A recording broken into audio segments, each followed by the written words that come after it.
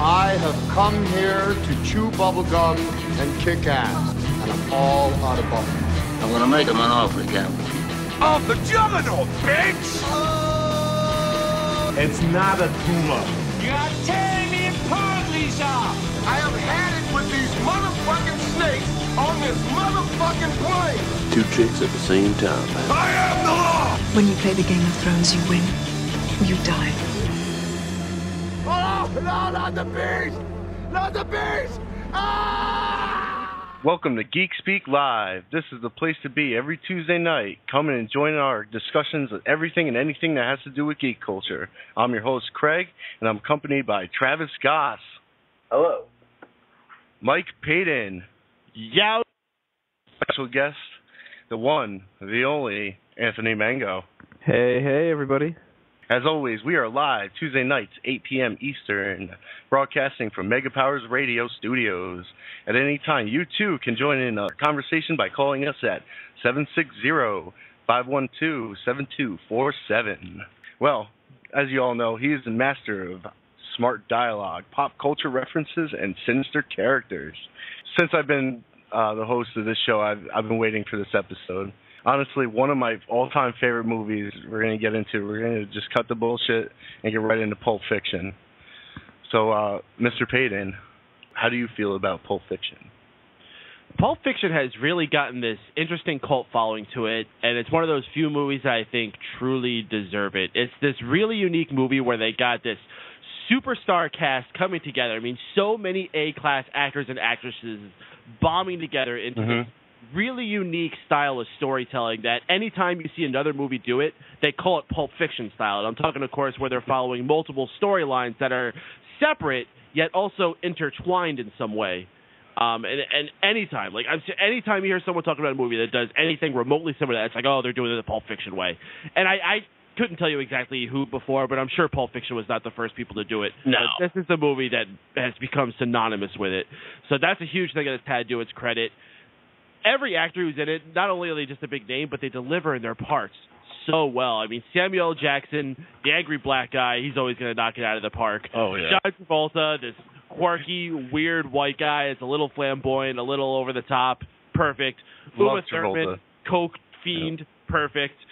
Even just like the little people that they have pop in, like Christopher Walken, comes in for one scene, talks about shoving a watch up his ass, and then he's never really seen again. Oh, yeah. I think that's the one scene everybody knows him from. Yeah, Pulp Fiction is one of those films that just leaves a lasting impression on you. And it honestly, like, it stands out as one of the greatest films of the modern era. I think it's really important to American culture, especially the fact that, like, it kind of, like, makes fun of American culture at the same time.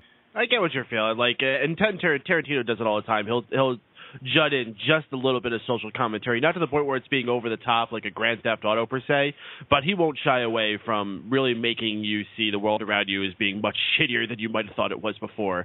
And I can certainly say that after seeing Django Unchained especially, but even with a movie like Pulp Fiction, you see the dirtiness of organized crime, drugs, and all those other seedy things. Yeah, I mean, just through the dialogue alone, it shows the insensitivity of American culture because, and if you see this in a lot of Tarantino movies too, like racism, he's not afraid to show like real conversations that people do have.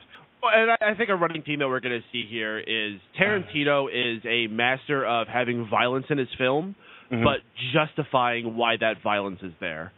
And I wish I could remember the exact name. Maybe one of you guys knows, but he went on some show, some whiny old crotchety ladies show. It might have even been like The View or something, where they were pestering him for being too violent and all that, and he basically trolled them back hard, saying, like, heaven forbid my movie makes you think and look at what's going on around you. Oh, he got pretty tough. I wish I could remember the exact quotes, but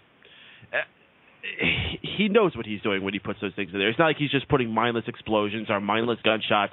Everything has a build-up and a payoff when he does them.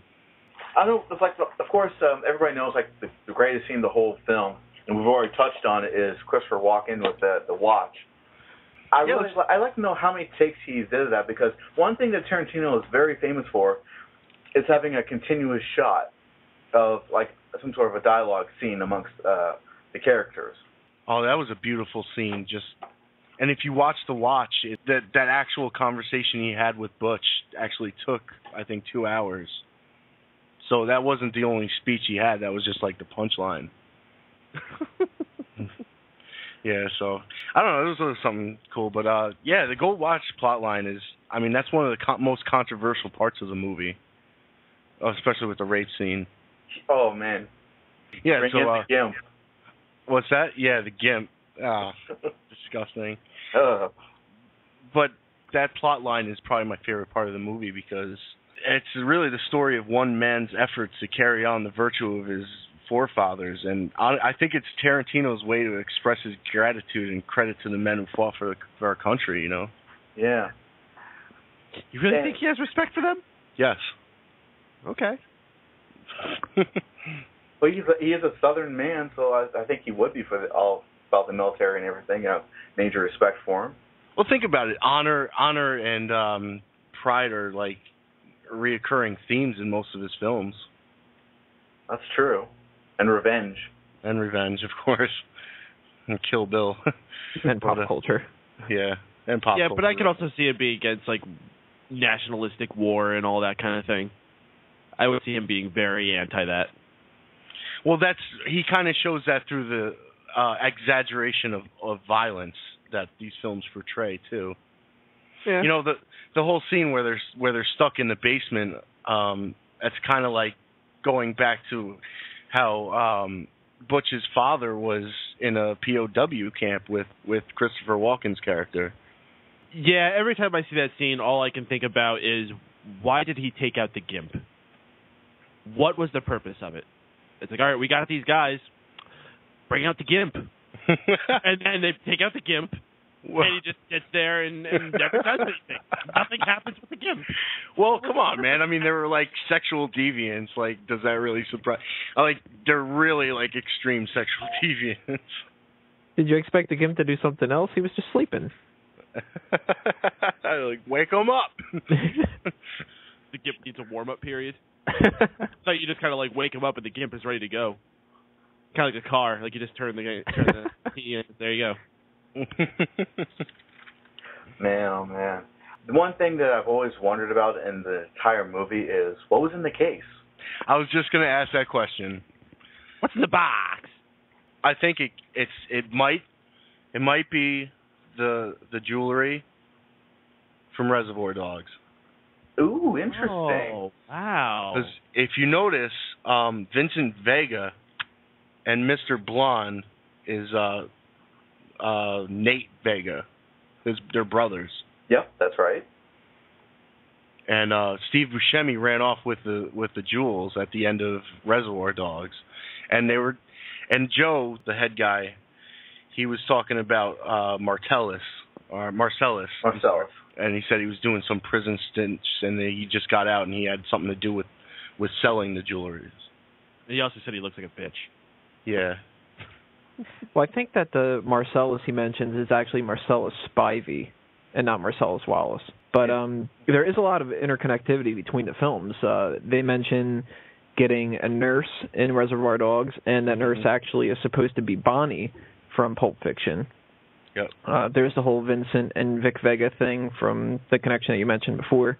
Right. That's one of the main theories is that it's the actual diamonds from Reservoir Dogs. But the other one that I've always subscribed to is that it's Marcellus Wallace's soul.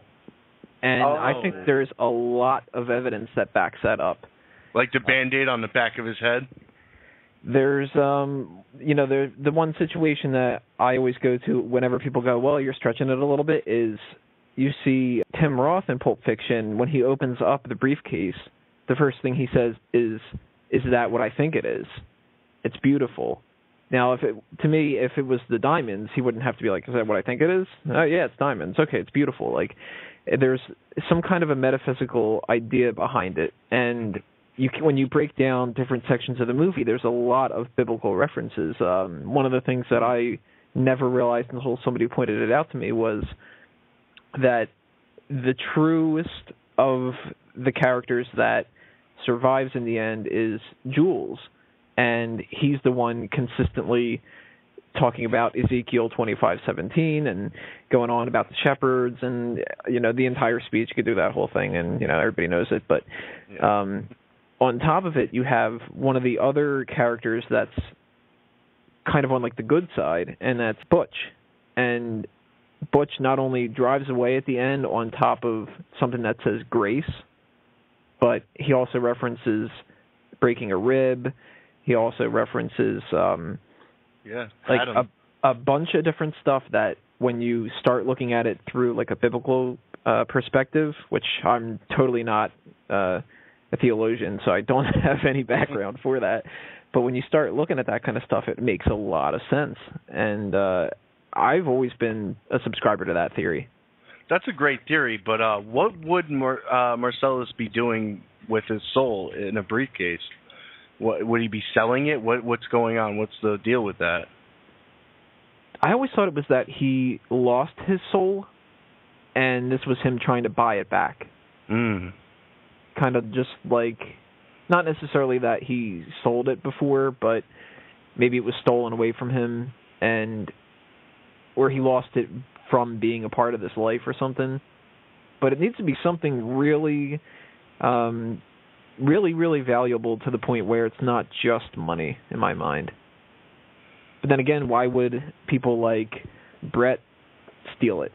Is he supposed to be like some kind of an agent for, I guess, the dark side or whatever? Or is he just some dude who got in the way? It could just be an LED in there. Maybe. Oh, well, that solves everything. Because, when Vincent Vega opens it up, it's like shining, and his just look on his face. It's priceless. Technically, it's supposed to be an orange light bulb, I think. Yeah, I mean, yeah. Maybe it's an iPhone. Maybe like the first model iPhone, like 10 years in advance. That's just, it's beautiful. It is so thick. Yeah, I killed the conversation with my iPhone joke. Jeez. Jesus, Mike. Last time I bring up an iPhone on this show. Jeez. Yeah, the thing I'll say mostly about the movie is he portrays what they call hyper reality, which is like a postmodern philosophical. I know good English. That's pretty good. Philosophical, yeah. Which is basically the inability to distinguish reality from simulation of reality, and the fact that everything is just over exaggerated. Even when Mia overdoses on heroin, that's like way over exaggerated. Speaking from experience? No. I'm just saying, Yeah, that was just way over the top. Okay, when you guys first saw that movie, how many of you guys actually cringed at that particular scene where they stabbed her through the chest with that needle? Oh, goodness. Oh, yeah. Especially because they spent all the, what it was probably like maybe 5 to 10 seconds building up how he has to break through their rib cage, or not a rib cage, or chest plate. Chest plate. Oh gosh, just that little bit of extra few seconds to add that they had to do that just made it that much more cringeworthy. That old sound that she makes too. Yeah. When she that like kind of thing. Bringing her back to life. All I can say is I hope that he did. He didn't miss, but it almost sounded like he got through her lungs too, the way it sounded. But Jesus Christ, that even creeped me out. It was pure adrenaline, so. Yeah. If you're talking about your thoughts when you first watched the movie, though, how many other people here really wanted to try that milkshake? $5 milkshake? That sounds about normal now. Yeah. Pretty fucking big milkshake from what we've been hearing. Every time I see that part, I instantly want a milkshake, and nothing satisfies that craving, because I just don't know if that's as good of a milkshake as that.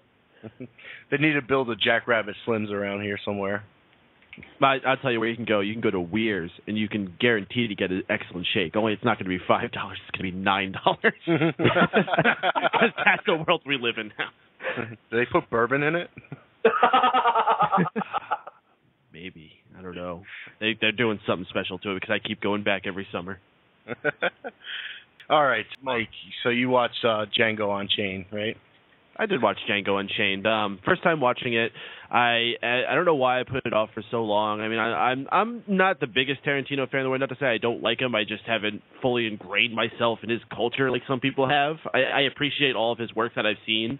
There's nothing I've seen of his that truly displeases me in any way, but I just never go out of my way like, oh, there's a Tarantino movie. I'm 100% seeing it for sure. So that's why I've been a little delayed getting on the Django train. But I think I'm kind of glad I did, because when it came out, there was all this crazy talk, people hyping it up, all this things about the controversy of how they're portraying the South and the use of the N-word and all this flippity gibbet.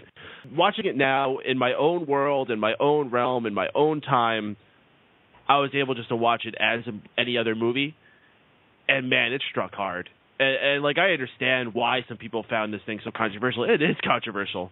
I mean, the way that they're showing black people being eaten up by dogs, whipped, the name calling, the treatment, the way they're chased around, having chains on their legs until they get these nasty, disgusting sores.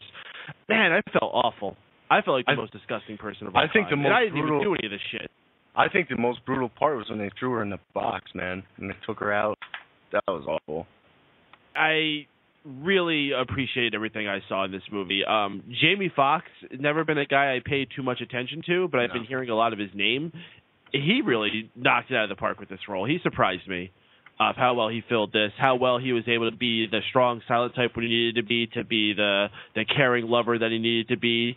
He filled his role as a hero excellently. By the end of the movie, I was rooting for him so much. I mean, you would have thought this guy was freaking Hulk Hogan in 1987. That's how much I was behind this guy. Oh, he was awesome in that movie. I think all the characters. Christoph Waltz, too, man. I mean, he's quickly becoming a really, an A-list actor, too. Now, he was in Glorious Bastards. Who was he? Was he the Jew killer? Yes, he was a Jew hunter. He was the Jew killer. Holy crap, I didn't know if that was him or not. Because he looked a little thicker. Not just because he has the beard, but he just looked a little chunkier. He put on a little bit of weight. But he was excellent. Correction, he was the Jew bear. No, No, the Bear Jew was the Bear Eli Jew. Roth. Oh yeah, that's right. Sorry, go on, continue. Sorry about that, guys. He was actually the blonde woman. Oh.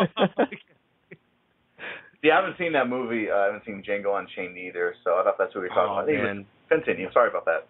That's fine, but yeah, he was an excellent role. I really liked him a lot too. I was sad that he had to be sacrificed by the end, but it makes sense, you know. In all great movies, whenever there's a student that follows a mentor, the mentor always dies by the end. But that was part of the whole honor theme going on with Tarantino.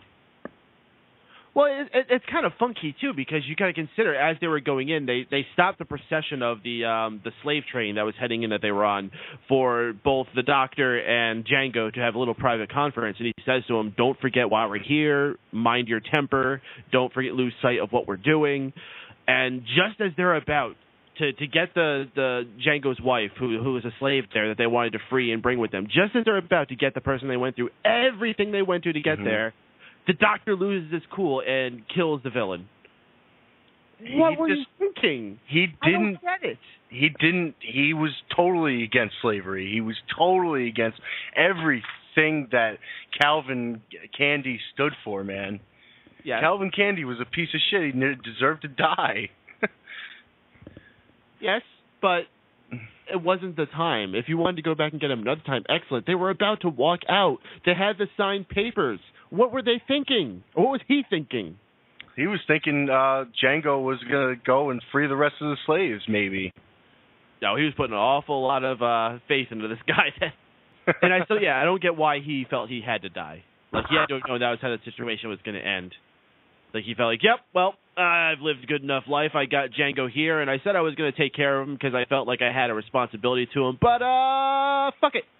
You wanted to be a martyr, man. And at least I'd be remiss if I didn't talk about the antagonist, Leonardo DiCaprio, playing John Candy, whatever the fuck his name is. Calvin Candy. Calvin Candy. Owner of a porno name. Man, he slaps on that southern accent, man. He's so good in this movie. I'm sorry, take it away, Mike. No, he's absolutely superb. I mean, this is probably my favorite role that I've seen him in since Gangs in New York, which was kind of similar in some ways. The southern charm that he pulled on it, I would have thought he was freaking the Great Gatsby with the way he was acting. Strangely enough, he is a star of Great Gatsby. Yeah, it's funny. But the way he's just so eloquent, and he lifts his pinky while he's drinking, yet in a moment's notice he goes from being a stern, stiff motherfucker if you cross him in any way, and he has absolutely no mercy, gives absolutely no leeway if you disappoint him in any way. Well, it really shows his brutality right when you first meet him, and they're having a little I forget what they called it, but the mandingoing. Yeah, mandingoing, which is like really fucked up. Yeah. And when they first bring him into the room, when his butleress, his maid, leads the doctor and Django into the room, they're like, well, aren't you going to wait for us to be introduced? And he doesn't even turn around from watching the fight to pay attention. He just keeps going on about his business. And let's talk about the antagonist. Let's talk about Samuel L. Jackson's character. He plays like the Uncle Tom. Man, was he good. I mean, the moment he came out, I didn't know quite what to expect from him because he's never done a character that deep into a stereotype like that before. Mm-hmm. The last thing I really expected him to come out was, "Show is good." Yeah, man. Yeah, he really pulled that off, and without it being... But it showed both sides. Like, he really wasn't like just this dumb guy. He really had an agenda. Tony, did you give it a chance to see this film? Yeah, I watched Django when the Oscars were coming out, and I usually try to knock out all the movies that are nominated for Best Picture. The past couple of years I haven't been able to because a lot of them have just looked like garbage. But, when you give me a Tarantino movie for Best Picture, of course I'm going to check that out. I haven't been really the biggest fan of a lot of his more recent work, and Django is one of them. I didn't dislike it or anything. It's just, it's nowhere near as fun as Reservoir Dogs and even the ones like Four Rooms of them are. I can quote Pulp Fiction, and I can even quote The Simpsons references to Pulp Fiction with the whole Krusty's partially gelatinated non-dairy gum-based beverages and whatnot, but there's really nothing that stands out as quotable for Inglourious Bastards or Django or a lot of these. I bet you could quote it, but you'd probably get beat up. Nah, I got one good one for you. You had my curiosity, but now you have my attention. All right, that's a pretty good one, but it's still not as fun as just being able to do the whole like a virgin speech or Ezekiel 25:17 or I can't pop it in and just watch it like I can with Reservoir Dogs. I have a differing opinion on this film. I really, really enjoyed it because it pushed the bounds of like racism and like even in modern culture today, because they use a lot of modern music in the film, and it brings it back. So it's really a film to look at, almost satirically about like our nation's past. I don't know if I would call it satirically. I mean, I would. It's pretty historically accurate, I would say. I mean, it's not as inaccurate as Inglourious Bastards, but pretty close. But anyway, on to the next film, Death Proof. Now, I only got to see about an hour of this film, which sucks because I was really gripped by it. But Travis, would you like to take it away? Death Proof. Oh, would I ever. Now, before I talk about this movie, I gotta say, when we decided we were going to do Quentin Tarantino as the subject of this week's episode, when we talked about it last week, I was excited. It's like, I'm talking about Death Proof. This is my all-time favorite Quentin Tarantino movie because it's one half. Yes, it is my favorite Tarantino movie. And even before we even relaunched Geek Speak Live, I was anticipating I was going to come to the point where I get to talk about not only Grindhouse, but Death Proof as well. But this movie, actually, before I talk about Death Proof, I'll just give you a little bit of a background to the film itself. As I mentioned, this is one half of the Grindhouse double feature, which came out on April 6, 2007. I still have the movie poster. And what Grindhouse was it was a throwback to those old exploitation movies that were quite popular in the 60s and 70s and early 80s. Mm-hmm. And unfortunately, that art form kind of died with the invention of VHS, home VCR recorders and everything. And because of that and video entertainment, a lot of these grindhouse theaters were shut down. And that's a bummer because I freaking love exploitation movies. Mm-hmm. And when this movie came out, I was like, goddamn right. Now, when you say exploitation movies, explain that. Okay, let's see. There's a lot of categories in exploitation films, but a lot of the more popular ones are like the women in prison films, you know, or like there was like Nazi exploitation movies. Basically, something that was talking about a very taboo subject and stretched out for like 90 minutes. Okay, so what would be the taboo subject of Death Proof? Well, here's the thing. What this really was, not only were there exploitation movies out in these grindhouse cinemas, there was also a lot of scary films, too, or slasher films. Right. What Death Proof was, it was a take on a slasher film, but instead of it being like a knife or like a chainsaw of any kind, it was some guy's car. Mm-hmm. No. You know, I miss, like, car chase movies. Yeah, they don't like, do them, the Blues Brothers car chases where they're going through malls. Yeah. And there's big pile-ups in the middle of a road. Exactly. Yeah. Yeah, but let's talk about the death scenes. What's your favorite death scene in that? I guess there's like only 2 actual death scenes in the whole film. Of course, the one that's right basically towards the middle of the film itself. That one, I've seen how it was made, and actually got the companion book about the behind the scenes on how they filmed that crash itself. Mm-hmm. Wow, they poured a lot of money into production just for that scene alone. That's the one where he stops in the middle of the road and then like drives into the red car, and then totally like trashes the girls that are inside of it. I love how they filmed that too, because they like flashbacked it like 4 times, showing each death. Exactly. Like the driver herself, her neck was snapped. The girl who was sitting in the passenger seat, her legs were ripped off. Oh, man. So brutal. And the one girl who had her seatbelt off, she went flying through the windshield and through the air. And the other one had the front tire just totally shred her face away. Killed them all instantly. But he survived because his car was 100% reinforced. And Death Proof. Yeah, exactly. He walked away with like a broken pinky and a bruised collarbone or something. Yeah. What was his motivation for doing all the murders? That's something I've always wondered myself. I think it's just because he figures since he has these unstoppable cars, he just goes from community to community and gets fascinated by these girls in that town and figures, well, I'm not going to lay a schmuck like me. I can go and waste them and make it look like an accident. Yeah, Kurt Russell's awesome, man. He was amazing. But this is definitely, like I said, I was freaking excited to talk about this movie once we decided that Quentin Tarantino was going to be the subject of this week's episode. And the other thing that made the movie really awesome was this soundtrack that comprised of a lot of rarely heard songs.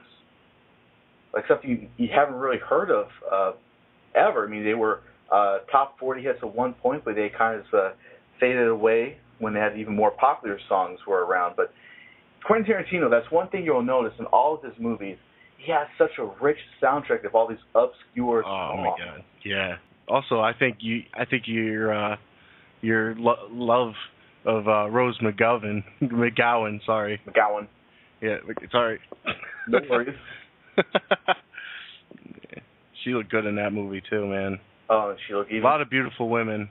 Yeah, but she looked even better in Planet Terror. But we're not talking about that this time. So, I gotta say, well, even though Quentin Tarantino was in Planet Terror, but only for like a couple of scenes. He was playing one of the soldiers who was a rapist soldier, is what he was known as. Weird. I never even seen that movie. You gotta check it out. In fact, don't just check it out. Check out the entire package. It's out on Blu-ray. That was a fun experience in the movie theater. It was the best movie experience I've ever had in my life. Now, I don't necessarily like the movies. In fact, I almost fell asleep during Death Proof, actually. But at the same time, when I was watching Grindhouse, I mean, I went for the idea of it being a Tarantino flick, but on top of it, it was so much cooler to have that kind of an experience. And I don't have any kind of tie to that genre, so it wasn't like I went there for the genre itself. I just went there because I like going to see movies in a cool environment. Like, I like watching comedy films with a whole lot of people so I can hear a lot of people laughing. Mm-hmm. And I like seeing movies like Star Wars and everything in the biggest screen I can possibly see with the loudest audio and everything. So popping in the movie theater and seeing Grindhouse was really cool from the beginning to the end, especially with all those movie trailers and everything. So that in itself made it worth the while to me, even if I don't necessarily like the movies.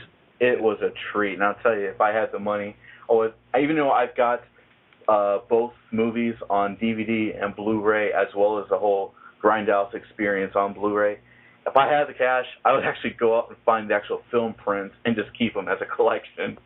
That's how much I love Grindhouse altogether. But Death Proof, that is fucking special. I love it.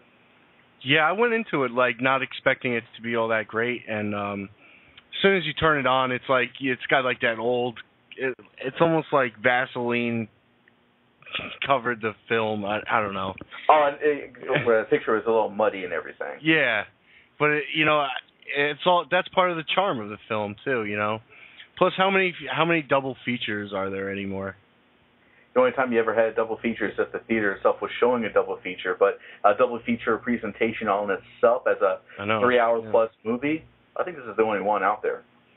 Back in the day, yeah, of course you had some theaters that showed double features of 2 individual movies, but nothing that was paired up together into one long experience. You know what I mean? Yeah, so kind of broke the mold with that one then. And I really wish they'd make a sequel to that. But anyways, we're getting off topic here. But anyways, Death Proof, I highly recommend it. It's a lot of fun. It is. It really is. It's actually, I can't wait to finish it. Unfortunately, like I said, I only got to see about an hour of it, but I was really gripped by it, especially Kurt Russell's stuntman Mike role. That intrigued me a lot. But on to Reservoir Dogs. I believe this was Quentin Tarantino's first film. First directed film. First directed film, right. And the whole thing is, like, this movie really is about dialogue. It's about the gangsters, like, it's about their lives. The movie's about a jewelry heist without ever showing the jewelry heist. It opens up and it just, they're sitting around at a diner just bullshitting, but it's more than that. Like it really, like in those opening moments, it shows the characterization of all those guys and like where they stand in the ranks of their little gangster gang. If you want to call it that, but yeah. Yeah, and the brutality of the movie. I don't think every time I ever hear Stuck in the Middle with You, I can't. I think of Mr. Blonde, Michael Madsen. I just think of his sick, twisted, fucking cutting this dude's ear off, man. A fun fact about that is supposedly Wes Craven walked out on that scene at the film festival screening. Really? Yeah. Apparently a lot of people did. Which is quite odd to me because it's really brutal and it's fucked up, but it's not graphic. Yeah, I mean, because here's the thing. I mean, I don't mean to cut in on this, but that particular scene, I actually have the special edition DVD, and there is an alternate camera angle on it where it actually shows the ear being cut off. But when you watch the theatrical presentation of it, the camera pans away from it, and all you hear is the guy screaming. So perhaps that made it more brutal than actually seeing his ear being cut off.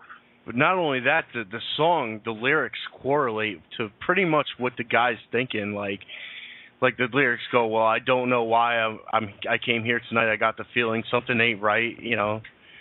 And I'm so scared I think I'll fall out of my chair. Yeah, and he's tied to the chair. Tarantino's really smart with what songs he picks and what parts of songs and lyrics. The whole soundtrack of this film is all like 1970s themed, and it goes back to those types of films he's emulating. That was his big thing back when he started making movies, as he was trying to emulate these exploitation grindhouse type films, because that was something he really, really adored. Yeah, but he took it to the next level. Like, if you notice how he filmed it, like he filmed it as you're the observer, as if you're there. You know you're following Mr. Blonde around. You're standing in the hallway listening to Steve Buscemi and Harvey Keitel talk about what they're gonna do with Mr. Orange because he's shot. You know, it's all fucked up, and it's just this really high tension, high testosterone film, and if you notice, there's no talking female characters in it whatsoever. And speaking of which, you'll also know in a lot of his films that nearly every Quentin Tarantino film, there's always a scene that takes place from inside the trunk. When I first saw that, I didn't know. He's like, oh, guys, I got to show you something. And if you notice, it's kind of funny. Like, he had the cop in the trunk, but if you notice, he was, like, drinking. He like, stopped at some McDonald's or something after a jewelry heist and kidnapping a cop. Yeah, that is strange. Like, that's ballsy. Can you imagine going through the drive-thru and trying to get that milkshake and the fries? Because that's apparently what he was munching on. And all of a sudden, in the back of the trunk, you can hear... No, not only that, is he sat in the parking lot and ate the food, too, because it took him mad long to get to the warehouse. That is... Oh, man. It's just the little things like that make Tarantino movies awesome. Yeah, another thing, like, did you notice, like, the car seat of all right, the woman that Mr. Orange killed, like, he was kicking the car seat like she had a baby and stuff, like, that just shows, like, the brutality that he was trying to convey. Man, oh, man. Also, huh? No, go ahead. Also, if you notice in the warehouse, there was coffins. Oh, yeah, and the car that Mr. Blonde was sitting on was a hearse. Yep, that's right. And it's all foreshadowing of this because all the characters died except for Mr. Pink. Exactly. There's also the orange balloon. Oh yeah. What's with the orange balloon?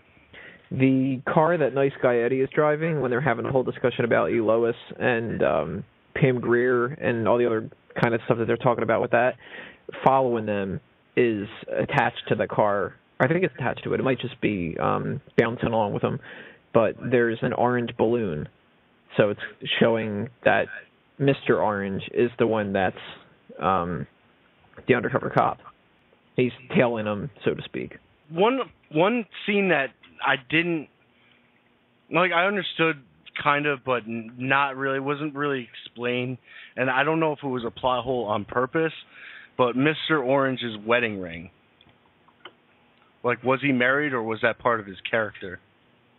I don't think he was supposed to actually be married, because if you look at his apartment or whatever, maybe it's just like something that they set up to go along with the character, but he doesn't seem to ever mention having a wife and kids or anything.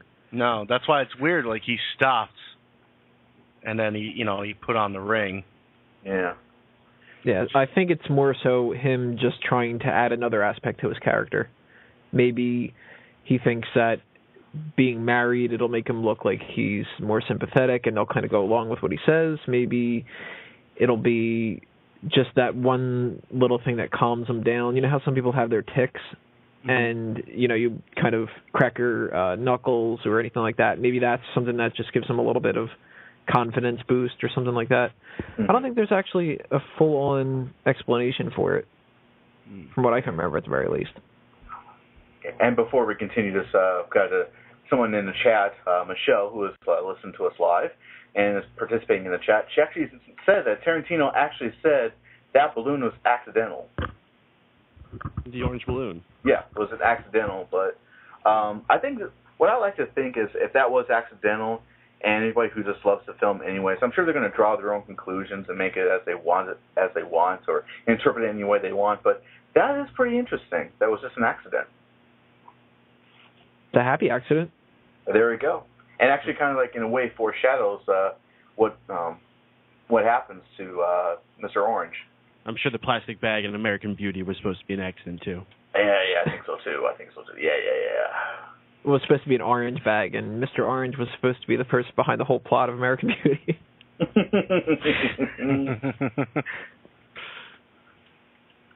Okay, but anyways, if anybody wants to partake in this discussion about Quentin Tarantino, would you like to discuss any of the films we're talking about, or if you have any memories or anything else that you love about him, give us a call at 760-512-7247. I love the climax, but it gets a little screwed up in the end there, because when they shoot, like when everybody shoots each other, it's kind of like off. Yeah, there's always debate about who shoots Joe. I think it's Joe. I think it was Greedo. Someone had to say it. I was thinking Han Solo myself, but yeah, okay. In all honesty, I thought it was Mr. Pink. Could be, because Pink would be he'd be his last person that he would really have to deal with. Yeah. Fuck it. Shoot him and then take the diamonds. No, wait. Is everyone in this movie named after a color? Yeah. Is this like Clue? No, not everybody. No. There's Mr. White, Mr. Orange, Mr. Blonde, Professor Mr. Plum, Pink, Mr. Brown, Mr. Blue. Mr. Blue. Hey, Mr. Brown, it's a little too close to Mr. Shit. Exactly. Great line. And Nice Guy Eddie. Movie. Yeah, Nice Guy Eddie isn't. Joe Cabot isn't. The cop that's working with Mr. Orange is Holdaway, if I remember correctly. No, Holdaway is a black cop. Yeah, that's the thing. Right, yeah. The other cop is Marvin Nash. Yes, that's it. Right. And I believe that's it. I can't remember if anybody else has any names. There might be some name tags on the other cops in the bathroom scene, but they don't specifically say what it is. I mean, they mention other characters too, but they mention Alabama from True Romance. Yeah. Yeah, a lot of obscure references. Yeah. That's for anybody who has not seen the movie. First of all, shame on you. And second of all, all the main characters of the film had colors as their names because they were actually aliases.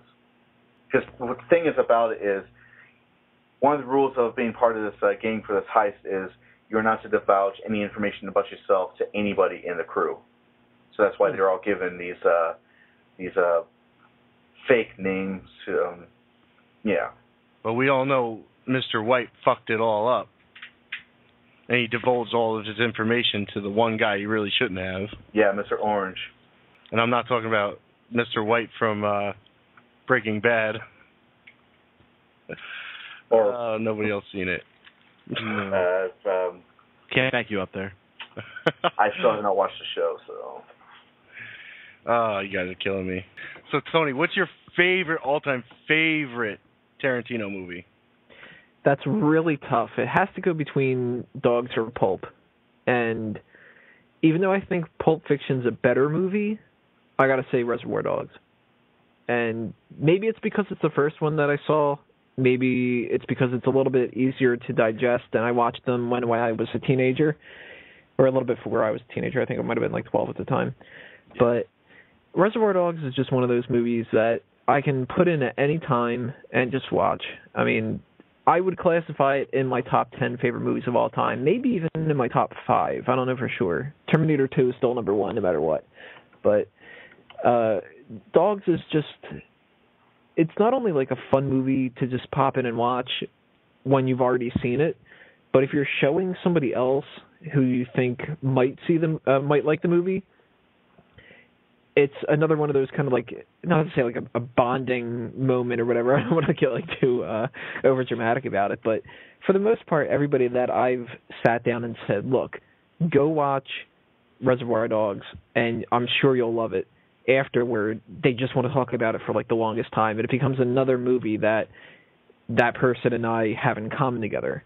Pulp Fiction, I mean, it does the same with that, but Dogs is that funnier, easy to digest movie that you can just quote it for days, and people can have so much fun watching that. I mean, I even had fun trying to film my own version of it when I was in high school. Awesome. I would have been Mr. Pink. We went through a whole lot of effort trying to get stuff done. I mean, Shouldn't you have been Mr. Orange? What, because of the mango thing? Because you're mango? No, if you saw pictures of me back in that time, I had my hair slicked back and I had like a mustache going on, which I looked ridiculous, like Gomez Adams or something. Horrible idea. But so I really fit the Mr. Pink thing a lot more. And I mean, we were going to go all out on this. We bought a whole bunch of fake guns. We brought a lot of this stuff to school, and we were going to film in this one abandoned kind of empty section of my school that was being rebuilt. That was going to be like the warehouse and stuff. You were just going to like film like a complete remake of it, like same dialogue, same characters and everything? Yeah, exactly. We had a friend of mine, Augie, looked just like Nice Guy Eddie. So the only real change that we were going to make is he was going to be Nice Guy Augie. But he had the curly hair, the tracksuit, like everything like that. I mean, we were going to have a lot of fun with that. But of course, when you start getting into the actual logistics of filming that, it's a little harder to do. So we got, like, I think 2 scenes into it, and that was it.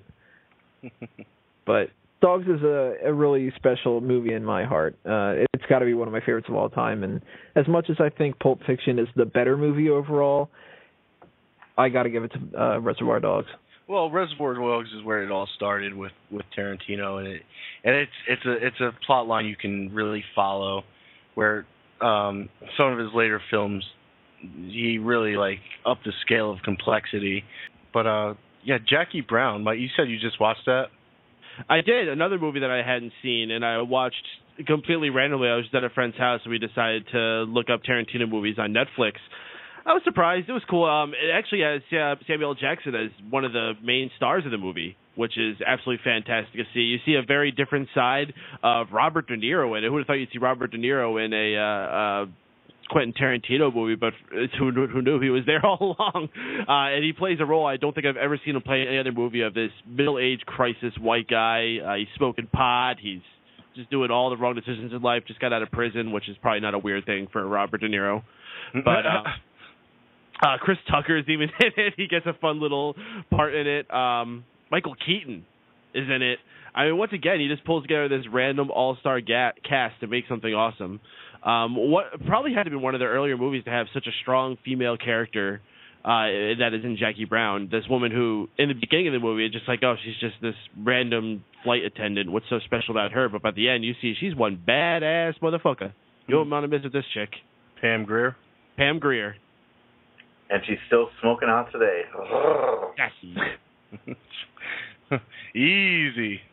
No, that's definitely one of those films that I missed out on. I have to check it out. Yeah, it would be the first Tarantino movie I would say to check if you're first getting into the guy's career, but it's a worthwhile movie to watch if you got nothing else to watch, especially if you have Netflix, because let's face it, Netflix is basically a large collection of bunch of shit, and you usually just settle when you're watching. So if you haven't seen Jackie Brown yet, Jackie Brown is on Netflix. Next time you're bored and you're firing that app up, pull up Jackie Brown. You will thank us later. Mm-hmm. The movie we did not talk about is From Dusk Till Dawn. And can we just talk about Salma Hayek for a second? Hell yeah. Okay. Was that anybody's first like boner? Anybody else? I don't remember. Mine was when I was watching A Woman in Red. But yeah, okay. Wasn't she wearing red? She was, at least at one scene, and towards the end she was naked. Hey, can we just talk about how like that was kind of like the predecessor to Grindhouse, where it was half Quentin Tarantino and half Robert Rodriguez? And can we also just talk about how much better Quentin Tarantino's half of the movie is? Yeah, I was just gonna say let's talk about how awesome the first half of that movie was, and then like how it just dropped off. It's like all uphill. Then it's the Salma Hayek scene, which is just like the climax. And then the film is just crap. And then vampires. Yeah. What? Sparkly vampires, thanks. Oh my god. That movie was kind of like where the end of vampires being cool. Exactly. Like there was a little bit of leftover from like the Blade franchise, but other than that, like Dusk Till Dawn kind of was like the start of the death of vampires. Wasn't there 3 of them? There was 3. From Dusk Till Dawn, I think there's like 6. I don't think Tarantino or Rodriguez had anything to do with most of them, but there's a lot of sequels. I think they were about as connected to them as like those American Pie offshoots are. You know who I think the running character was? Danny Trejo. Really? Yeah, he's the only like recurring character through all the movies, I believe. It's Danny Trejo. Well, he's got a weird connection with a lot of movies. Apparently, and I've never seen Spy Kids, but apparently he plays Machete in Spy Kids. Yep. So Machete is not only in Spy Kids, but it's also in Grindhouse as like that movie trailer for that. Then they do the Machete movies, and then on top of that, the second Machete movie, which just came out, I think, or it hasn't come out yet. I can't remember which one. It's been out for over a month now. That movie apparently has Sofia Vergara has that thing on her crotch. It's like a gun that looks like a set of balls and a dick. Yeah. Which is apparently from Dusk Till Dawn. I thought those were her nipples. Well, she's got that too. Okay. But that's like her backup secondary piece. Secondary piece. Woo! That's her side arm, which totally is not on the side or an arm, but you know what I mean. That is quite strange. So this all hinges on Danny Trejo. It's funny how Danny Trejo has like really built himself out, like too. Like he was just like the king of D-class actors, and now he's worked himself to like a solid B+. He plays a great bad guy. He was pretty cool in Desperado. So what was he exactly in Machete? Is Machete a hero or a villain? He's throughout all these series, is he a hero or a villain in Spy Kids specifically? Well, as far as I can tell, that he was known as Uncle Machete in the Spy Kids films. But Machete all around is he is one of the good guys. He's an ex-federale who got screwed over. If you've seen the first movie, he was set up to assassinate a senator, but unfortunately he was shot himself, and basically he was set up. So the fact that he was one who was going to actually assassinate the senator, and everybody's after trying to get him and everything. So really, Machete is a good character. He just was put in some bad circumstances. And so he's fully a good guy in all the movies too. Yes. But yet he's going around killing people. Well, he is an ex-federale, so what do you expect? Does he kill people in Spy Kids too? And is it with a machete? He should have killed the kids. You're dark today, man. You're like, I gotta shoot somebody. Why don't we kill some kids? Tell you what, though, Tarantino would find a way to make it funny. It wasn't what's his name, Iron Man in Spy Kids too? Robert Downey Jr.? Yeah. Iron Man. Yeah, I don't know his name. We're gonna go write that letter to Die Hard, and you might get Batman's. No, I don't see Robert Downey Jr. in that, but I do see Danny Trejo. I read somewhere where Tarantino is making a new film, a new Kill Bill film. What? He's doing number 3. Okay. Which is weird because I thought he wasn't the story kind of like complete? Wrapped it up, yeah. Yeah. Is it going to branch off from what's her name? Vanessa Williams' daughter. Yeah. Possibly. Was he just doing Vivica Glorious Fox, or by the way. Bastards? It's Vivica Glorious Glorious. Reservoir or Dogs? He's going to do a prequel, and it's Reservoir Puppies. Here we go. You were mentioning about nonfiction. Well, let's talk about Inglourious Bastards for a little bit. Yes. It seems like a lot of more old-timey Quentin Tarantino fans hate Inglourious Bastards, and I don't get it. I think like it's a really good movie. Well, you can't look at the film as being like historically correct. That's the first thing. You got to go into it knowing that it's bullshit. It's supposed to be the layman's idea of history. Nazis bad. They kill Jews. That's all you need. That's all it is. And it's a war film that's like so unique. You know, every war film is so serious and depressing, and this one is just like fun. Fun to say the least, and it certainly got that Tarantino flair. The odd characters that blur the lines. You don't know whether they're the good guys or not. Specifically, the whole crew of the Inglourious Bastards. Brad Pitt's best role by far. I actually was talking with my friend the other day about Brad Pitt and what standout roles there are. When I try to think about it, it's like I can't think of it for Brad Pitt. That's one of them he brought up. That didn't really stick out to me. But then when he mentioned Inglourious Bastards, I'm like, holy shit, I can't believe I didn't think about that. He kicks so much ass in that movie. Oh, yeah, definitely. He's like cocaine addict. I just like the way he talks. He's got that Midwestern accent. And when he fakes his Italian accent, arrivederci. Arrivederci, yeah. Nah, Italian. Oh, man. And then, Christoph. Let me just say, the first scene where the Jew killer enters into that family's home, and he's just talking to that guy over tea, and you see the family hiding underneath the floorboards, and the tension is just building and building. You see his feet standing right on top, and it's like, is he going to see them? Is he going to see them? And, yeah, the tension in that scene is just through the roof. Excellent start to the movie, and I think that's what's really hooked me to that movie, is that scene and the other scene, fittingly with the Jew killer as well, when he has Brad Pitt's character tied to the chair in his office, and they're discussing back and forth. That's one of my other favorite scenes of the movie. See, something I don't really like about it is kind of what I mentioned earlier, where it's not as fun. And for serious movies, I would much rather have a serious comic book movie than a campy one. And if there's something that I'm a fan of, I want them to take it seriously. They could have humor in it and stuff, but I want them to have a foundation of some kind of like serious background to it. Mm-hmm. But when I went into this, I was expecting maybe something along the line of Kill Bill, because Kill Bill was pretty over the top in some ways, and it's still, even though it was a different direction from Reservoir Dogs and Pulp Fiction, it still felt like it was ludicrous enough to be like a Tarantino thing, and Inglourious Bastards was just mostly serious the entire time to me. I don't think it was that serious. I mean, the whole concept of the guys, the Nazi killing thing, like, they're all ridiculous characters.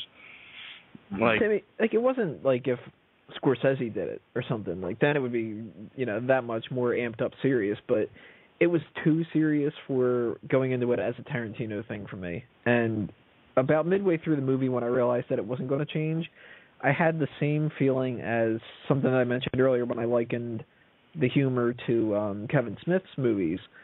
When I watch Clerks and Mallrats, those first two movies, which I could easily compare to Reservoir Dogs and Pulp Fiction as being like two of my favorites, and then you watch Chasing Amy, mm-hmm. I don't like Chasing Amy at all. And I think that it goes into so much more of a serious kind of direction and just doesn't have enough of that fun atmosphere to it. So I can't watch Chasing Amy. I can watch Clerks and Mallrats over and over again, and I can watch Reservoir Dogs and Pulp Fiction over and over again, but I watched Inglourious Bastards one time. I've never once felt the need to watch it again. Huh. Now, Anthony, have you ever seen the original Inglourious Bastards? Not at all, no. And for that matter, has anybody seen the original Django? No. Because I didn't even know that there was an original until I was studying more about this film. Now I'm very interested to go see it. And as a matter of fact, not even like just that's original, but the opening theme song that we were praising earlier, myself and Tony, from Django Unchained, is the very same theme song from the original Django. They just lifted it and used it for the new movie. Django. Yeah, he's the king of intros, man. Oh, that's actually something I wanted to say. His intros, too often these days with movies, they just completely ignore opening credits. They'll just completely hide opening credits behind some type of exposition or some type of scene of things happening. Some guy with a bomb making a phone call and all this other crap. Like, he actually takes the time to make the introing credits like something that's enjoyable, yet still set the mood for the film. Like, I noticed it with Jackie Brown the other day. It was setting up that there was this woman was a flight attendant. She was walking and eventually running through the airport terminal in order to make it to her flight on time. And all the while, like, you saw the title credits appearing in front and behind her. And it was just very minimalistic. They still had video there. It's not like we were going back to the Walt Disney opening credits where it's these hand-painted background stills and all that. Like, we don't need to cut it back to that. But I think it's sort of a lost art having these great opening credits, and even ending credits aren't as fun as they used to be. But opening credits used to be these really artistic and great things, and I feel like he's one of the few people who holds on to that. He's very stylistic with the fonts that he chooses when he's making the logos and all the other credits for these movies. He really puts this interesting touch on every little detail, and it's funny that we can even go that much talking just about the opening credits to his favor. We were talking about intros and how they all serve a purpose, and they're not just kind of there for the flat out sake of putting that those title cards on the screen, but they actually give you something out of it too. One of my favorite ones is the one in Reservoir Dogs, and it's incredibly simple. Oh yeah. But it sticks with you, and that ends up becoming one of the most iconic scenes in the movie that they put on posters all over the place. And there's actually a commercial for something. I don't know what it's for. That's out right now. A phone thing? That's what it is? It's for a cell phone, yeah. And it's running Little Green Bag, which is the song that plays over the credits for that. And every time I see that, I'm not paying attention at all to this commercial. Yeah. And I'm just thinking back to Reservoir Dogs, and as soon as it ends and it doesn't start getting into looking for some happy, I'm like, no, just keep doing it. Like, just cut over to have a little Reservoir Dogs title screen pop up and scroll up the screen and whatever. Well, going back to Kill Bill, originally that was supposed to have been one long film, but I guess they decided to break it up into two parts. And it wasn't his idea; it was the movie studio. It was better that way. It was better that way. Don't get me wrong. I noticed even Django Unchained was a really long movie. It was over 2.5 hours. Yeah, but it didn't ever get boring, though. No, it didn't drag, but that's still a lot of time to dedicate to a movie. It filled its time very well, and I'm glad I saw it. But I don't want to sit there and watch a 5-hour movie. I really don't. I do for certain things. You give me like this upcoming Star Wars movie. They can make that 15 hours. I will sit and watch the entire thing with my eyes glued to it. And even if it's garbage, I'll still watch the entire thing. Just as long as they don't put Jar Jar Binks or whatever, like that character. If they have a torture scene of Jar Jar Binks getting his ears cut off, all the better. Holy shit, Disney! Well, I'm a fan of that, actually. I like when see Mickey Mouse is torturing them. I like when people have this full-on idea of a movie that they want to do, and they might not do every single scene that they had written before, but if that's what they had in mind, I'll sit through the whole thing, unless it's a huge pain in the ass. And you give me the Tree of Life, and I tried to watch that in one sitting, and I couldn't. But Tarantino's, I give him the benefit of the doubt, and I usually try to just sit through the whole thing and then judge it afterward. And Django, I didn't think was too bad to be able to do that. It was a little long. A lot of people wouldn't love that kind of thing. I mean, some people complain when you go see these comic book movies and they're 2 hours and 20 minutes long, and they're like, oh my God, what? Just show the action scenes. And you can't really market to those people, but at the same time, you can't market to somebody like me who would sit through the entire Avengers movie marathon of all the movies in a row. I think Django worked well because it broke up the movie with like different antagonists and stuff, like different situations. And I don't think that it could have survived having a second part. I think Kill Bill has that section where you can cut it off and then it goes into another movie, but I don't know where they would really cut off Django and make it. They would really have Civil War. They would have to extend it so much. I think the part you would cut it off at is where the doctor dies.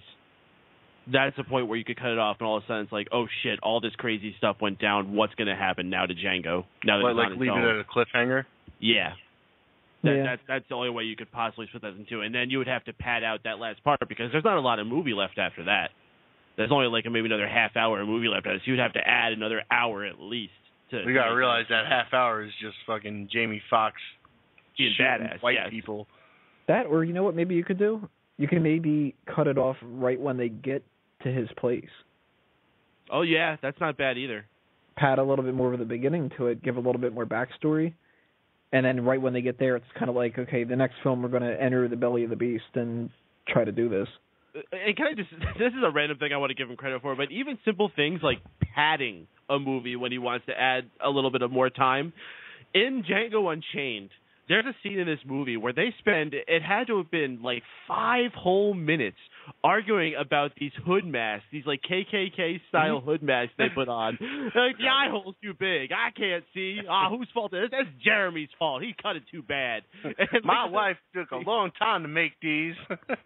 And it literally went on for, like, it had to have been 3 to 5 minutes. Not even exaggerating at all. It went on a long, long time. But it was still entertaining. I never felt like, oh, come on. Like, they actually kept the dialogue worthwhile to go that long. Yeah, so credits to him for being able to pad. That's not something I'll give someone kudos for very often. So we talked about the soundtrack from, I think it was just either Pulp Fiction or maybe it was Kill Bill, actually. What other are some sound choices that he chose that really struck out to you from some of his movies? I mean, he picked, like I said before, he picks and chooses his songs very wisely. I was surprised at the range that he had in Django Unchained. I mean, he had rap country, he had rap, he had Johnny Cash, and it wasn't even just like regular Johnny Cash. It was like some weird like dubstep version of Johnny Cash. He had like 60s folk rock music. I mean, it was a fantastic selection he had on there. I feel like I could just download the discography of Quentin Tarantino soundtracks, and I would have a permanent, excellent collection of music for good.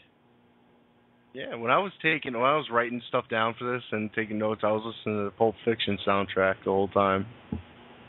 Miserlou? Miserlou? Yeah, that's Miserlou, the main theme for Pulp Fiction. Yeah, that one. Definitely one of the best out of all the music choices that he's made. I already talked about Little Green Bag. I already mentioned Battle Without Honor or Humanity. What else we got here?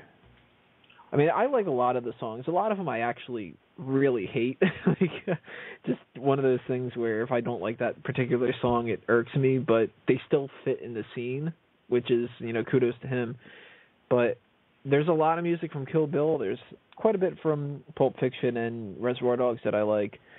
Even something like Flowers on the Wall in Pulp Fiction. I don't like country music at all, and that might technically be bluegrass, and you can kind of argue whether or not that's the same thing. It sounds the same to me, so whatever. But that's still like a catchy enough song that I can get into that, and I have that downloaded amongst, Girl, You'll Be a Woman Soon, and as stupid of a song as it is, the I can't think of the name of it, but the one in Jackrabbit Slims that they're dancing to. Oh, yeah. It was a teenage wedding and the old folks. C'est la vie. Well, that's the name of the song. It's C'est la vie. C'est la vie. By Chuck Berry. What was that song they were playing in the background when Marcellus was bribing Butch to lose a fight? Something by Al Green, I think. Yeah, but it was like, why do people break up? Why do people make up? And it kind of like foreshadows their situation. Well, let me investigate that. Yeah, he does have a really good, I was going to say a really good eye for music, but I guess you'd say a really good ear. Yeah. And even if you don't necessarily like that particular song, it does tend to work in the scene. And it might not sound like it should. Like if you are watching that one scene in Kill Bill with the Pussy Wagon truck that's driving by, and out of all things, what's playing? It's the theme from Green Hornet. You wouldn't think Green Hornet's theme is going to be in this Quentin Tarantino movie about, a kung fu anime type of thing, and that it would work. And it's ludicrous, but it completely works in the scene. Yeah, like I didn't expect to hear like gangster rap in a movie about like, Southern America in the 1800s. Yeah. By the way, going right back to Pulp Fiction in terms of the soundtrack, you guys were talking about the Al Green song. It was called Let's Stay Together.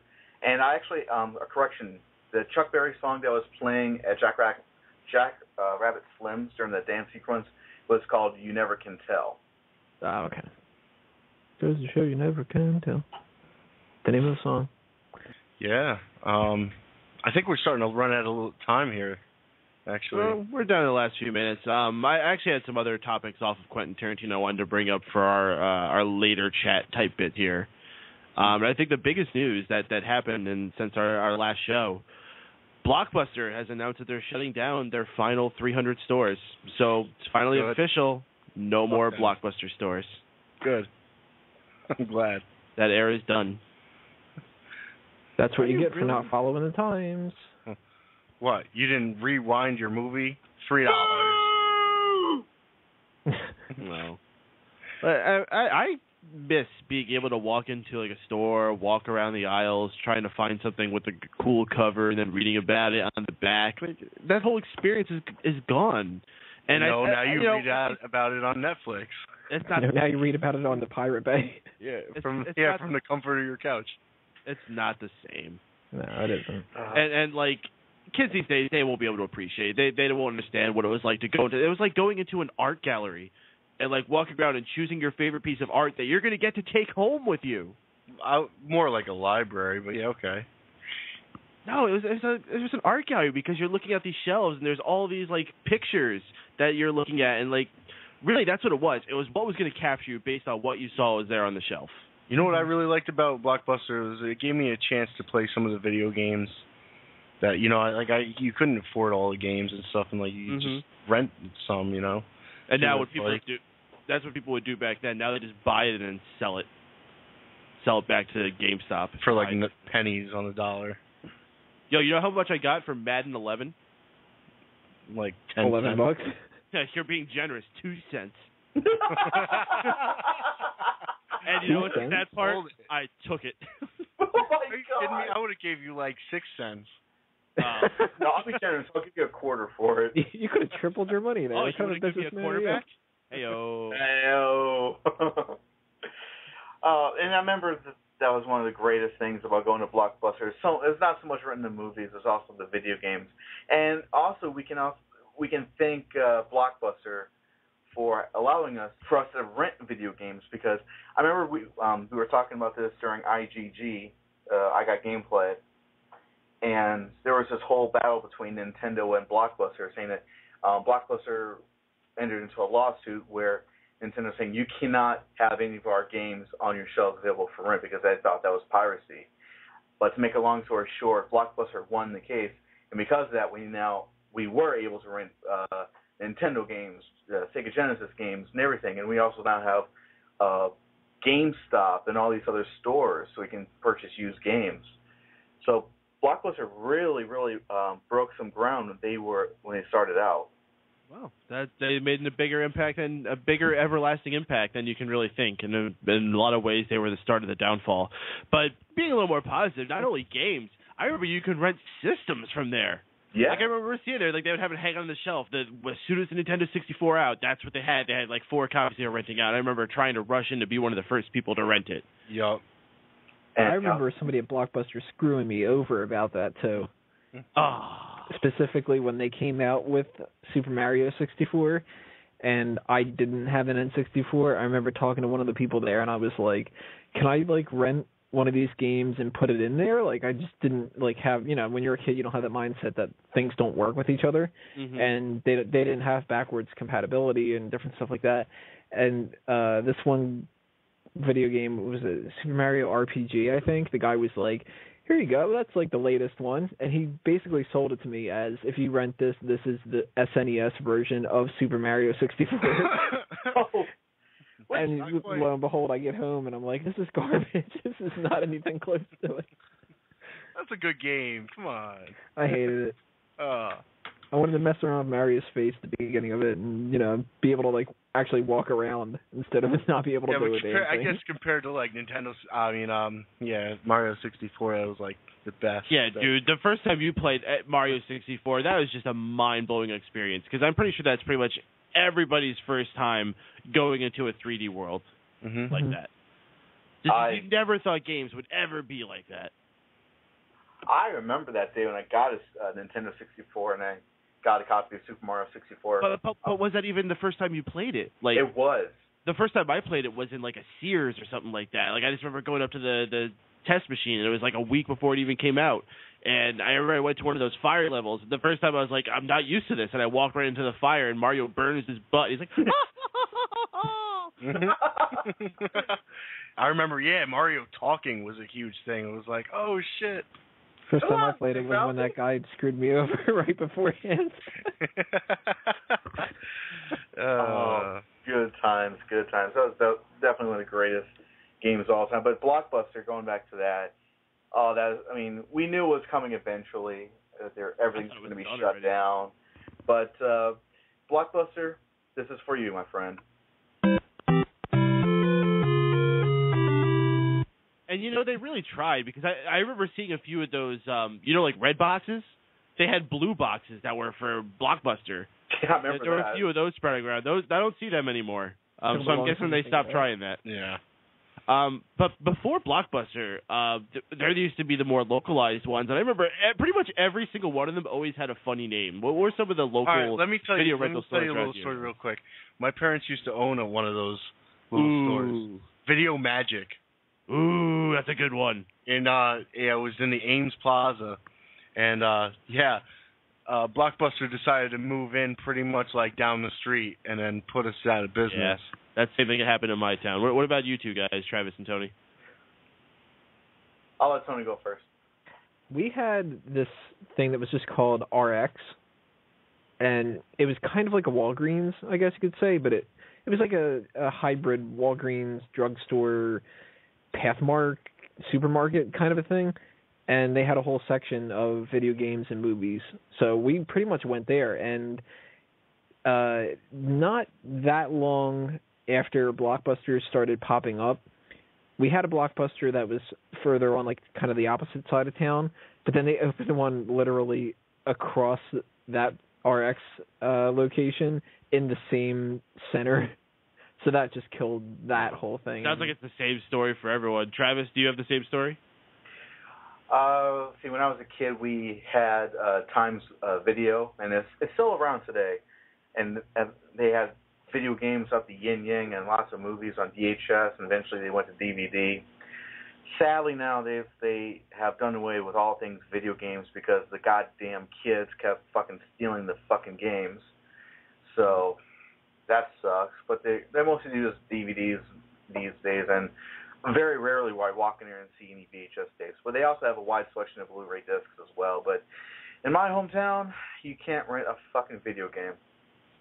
Oh, there used to be tons of places to rent video games and movies in my area before Blockbuster came to town, especially. Lots of different brands. Some of them were the more simpler ones, like Video Update. There were a couple of those.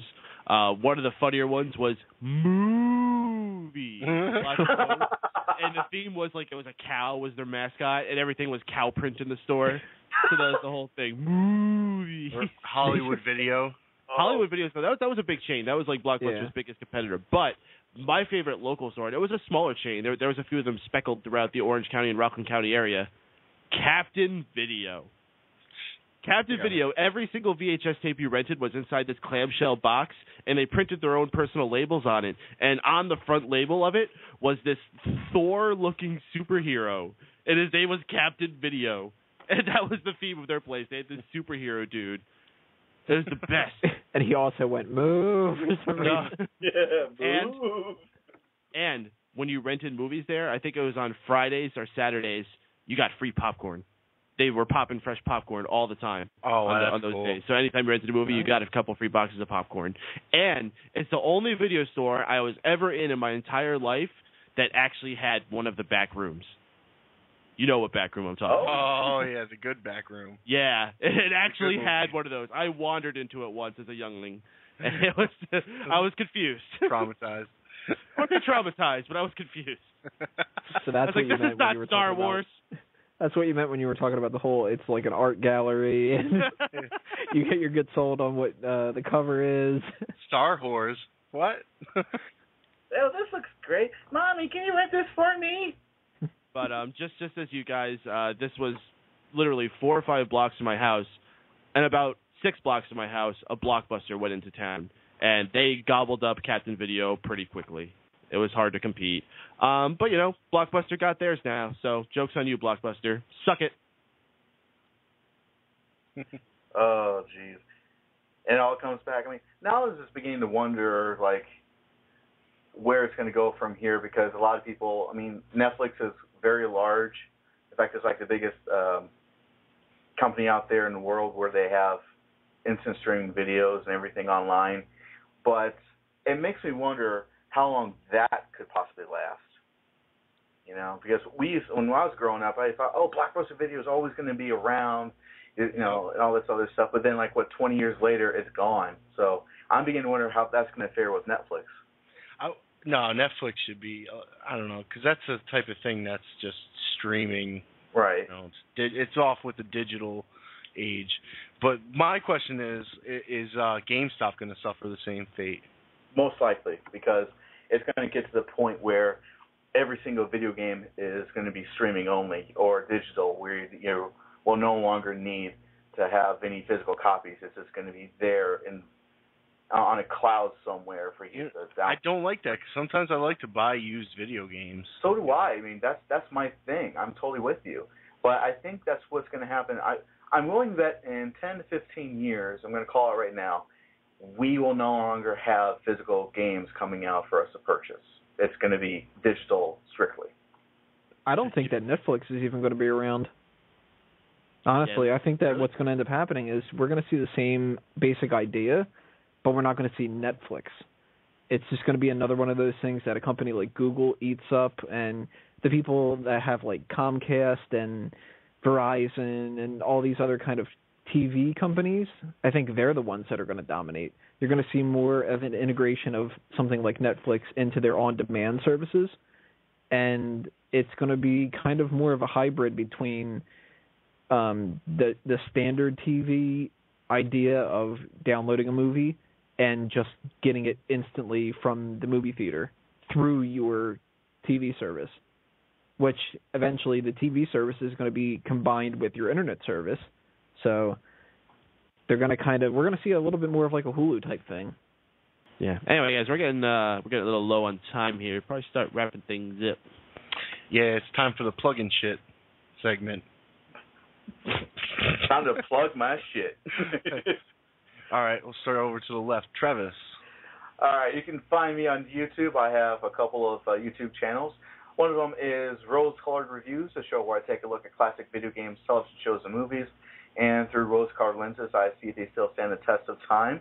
Recently came out with an episode where myself and my dear woman, Courtney, hello, she is listening, and her and I actually tried out the Jelly Belly Bean Boozled. See who almost upchucks first. And then go to my other YouTube channel, which is www.youtube.com/rosecoloredletsplay, where I play classic video games, commentate on them, see if they're still worth playing to this very day. I'm working on Skull Monkeys, as I promised on the last episode of Super Castlevania 4. And that will be coming to you guys very shortly, I assure you. I do apologize for the delay. And go to facebook.com/rosecoloredreviews. You can find me there. I'm on Twitter at TravisGoss79. And you can also listen to me on Saturday nights with Michael Burhan and also a slew of other co-hosts for I Got Gameplay, which is on Saturday nights at 8 p.m. Eastern, 7 p.m. Central. All right. Tony, tell us a little bit about your website, Fanboys Anonymous. All right, well, I am the owner and the head of operations for fanboysanonymous.com. It's your source for all things in geek culture, where we house everything like Geek Speak, The Daceman Show, and so on and so forth. We run down everything with video games, movies, TV shows, comic books, anything nerdy that you can think of, you'll find it on the website. We're always looking for more writers and contributors and people to join in on the shows and everything like that. So if you're interested, go ahead, send me a message via the contact form on that. We'll get to talking about everything that we need to do to set that up. If you're interested in my point of view for the world of professional wrestling, I have another website, www.smarkoutmoment.com, and a podcast dedicated to that called Smack Talk, which you can find on iTunes and Stitcher and youtube.com/smarkoutmoment. I also write for Bleacher Report, I have another website, outonlimbs.com, which is another branch off A Mango Tree. So if you're interested in everything under A Mango Tree, all you got to do is search for Tony Mango and A Mango Tree on Facebook and Twitter, and you'll come across all the other projects that I'm working on. Alrighty. Mike. We're all such busy people here. I'm the head of operations here at Mega Powers Radio, so please stay tuned to all the awesome stuff we got here. Geek Week, of course, running to hard here on Tuesday nights. Stuff going on almost every single night here. Tony has a special coming on Friday, which is super awesome. We also have our anime show, still not titled quite yet. Got to get them final screws tightened in on those things. But that's going to be going on Sunday. Stay tuned at megapowersradio.com for all the latest things going down. Facebook.com/megapowersradio. And, of course, YouTube.com/megapowersradio for the archive versions of everything. Also, please check out keepingkayfabe.com, my newly redesigned, well, not redesigned, but I redesigned it not too long ago, but refocused wrestling website based on retro wrestling, more of a nostalgic view at things from the past when, just like Tarantino movies, things were more fun back in the day. So definitely check all that out there. Stay tuned to all the awesome projects that are associated here. I mean, gosh, you could make a list a mile long with all the awesome things that we're putting out there for you. So if you're looking for entertainment, this is the spot, folks. Okay, folks. Tune in to Geek Speak Live every Tuesday night at 8 p.m. at Mega Powers Radio at www.megapowersradio.com. To hear our archived versions of our show, subscribe to our official Mega Powers Radio YouTube channel at youtube.com/Mega Powers Radio. You can also subscribe to us via iTunes and Stitcher Radio by searching Geek Speak. Please rate and review to help us rise up on the charts. You can also find us on fanboysanonymous.com, a place for everything geek. And please interact us on at Facebook at facebook.com/GeekSpeakLive, or email us at geekstack@megapowersradio.com. Again, we want to hear from you guys. Tell us what topics interest you, and we will see you next week on Geek Speak. Good night, everybody. I have come here to chew bubblegum and kick ass, and I'm all out of bubblegum. I'm gonna make him an offer again. Of the juggernaut, bitch! It's not a tumor. You're tearing me apart, Lisa! I have had it with these motherfucking snakes on this motherfucking plane! 2 chicks at the same time. I am the law! When you play the Game of Thrones, you win. You die. Oh, no, not the beast! Not the beast! Ah!